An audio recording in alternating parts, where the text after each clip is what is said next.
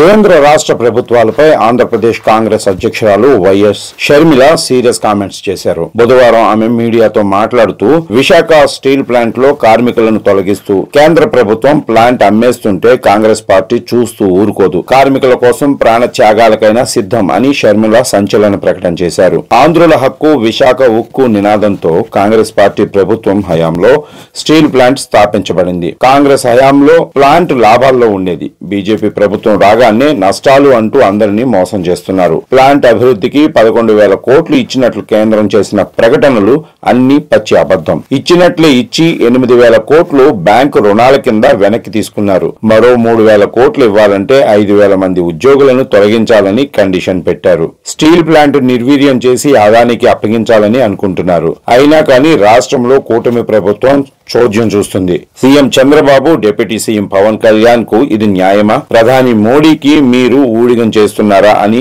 షర్మిల తీవ్ర స్థాయిలో విరుచుకుపడ్డారు. కార్మికులను తొలగిస్తుంటే ఎందుకు అడ్డుకోవటం లేదని ప్రశ్నించారు. మోడీతో లాలూచి పడ్డారా అని అడిగారు. ఇంత మోసం జరుగుతుంటే మీరు చూస్తూ ఊరుకుంటారేమో, మేము ఊరుకోం. కాంగ్రెస్ ఆధ్వర్యంలో పెద్ద ఎత్తున ఉద్యమాలు చేస్తామని కేంద్ర రాష్ట్ర ప్రభుత్వాలను షర్మిల హెచ్చరించారు.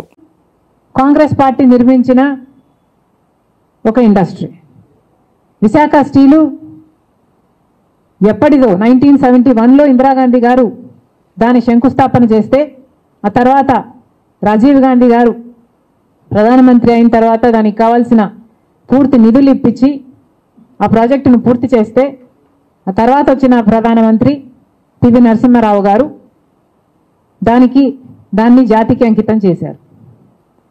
అంత గొప్ప ప్రాజెక్టు స్టీల్ ఉత్పత్తిలో probably the best project in this country. At least it was until a particular period in time. మరి అలాంటిది అంత గొప్ప ఇండస్ట్రీగా ఉన్నది మరి చంద్రబాబు గారు ఏం చేశారు? అంతకుముందు జగన్మోహన్ రెడ్డి గారు ఏం చేశారు? ఇప్పుడు మళ్ళీ ముఖ్యమంత్రిగా ఉన్న చంద్రబాబు గారు ఏం చేస్తున్నారు? పవన్ కళ్యాణ్ గారు ఏం చేస్తున్నారు? 2,000 మందిని ఉద్యోగాల నుంచి తీసేస్తే కనీసం ఒక్కరైనా స్పందించారా?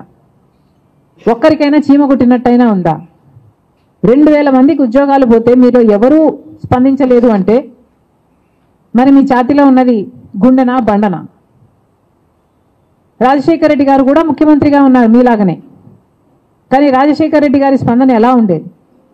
2007లో రాజశేఖర రెడ్డి గారు ముఖ్యమంత్రిగా ఉన్నప్పుడు విశాఖ స్టీల్కు సంబంధించి ఎంత తపన పడ్డారు? విశాఖ స్టీల్కు సంబంధించి రాజశేఖర రెడ్డి గారు ఉన్న టైంలో అది ఒకసారి నష్టాలు వస్తే 2,000 కోట్ల రూపాయలు దానికి ఆర్థిక సహాయం కూడా ఆ రోజు కాంగ్రెస్ పార్టీ చేసింది. అంతేకాకుండా 4,000 మందికి భూములు ఇచ్చిన వాళ్ళకి ఇంకా ఉద్యోగాలు రాలేదని 4,000 మందికి రాజశేఖర రెడ్డి గారు ముఖ్యమంత్రిగా ఉద్యోగాలు ఇప్పించారు. 4,000 మందికి రాజశేఖర రెడ్డి గారు ఉద్యోగాలు ఇప్పిస్తే ఈరోజు 2,000 మందికి ఉద్యోగాలు తీసేస్తే ఏ ఒక్క ముఖ్యమంత్రి అయినా స్పందిస్తున్నాడేమో చూడండి.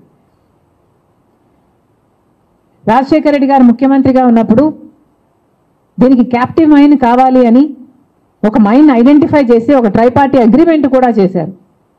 ఆయన ముఖ్యమంత్రిగా కొనసాగున్నా లేకపోతే బ్రతికున్నా అది కూడా అయిపోయేది. విశాఖ స్టీల్కి ఒక క్యాప్టివ్ మైన్ కూడా ఏర్పడేది. కానీ దురదృష్టవశాత్తు రాజశేఖర రెడ్డి గారు వెళ్ళిపోయారు. ఆ తర్వాత పట్టించుకున్న నాదుడే లేడు. 2014లో కాంగ్రెస్ పార్టీ అధికారం కోల్పోయింది, బీజేపీ పార్టీ అధికారంలోకి వచ్చింది. అప్పటి నుంచి మొదలయ్యాయి విశాఖ స్టీల్కు కష్టాలు. క్రమేణా బీజేపీ పార్టీ కొత్త రాష్ట్రం అని కూడా చూడకుండా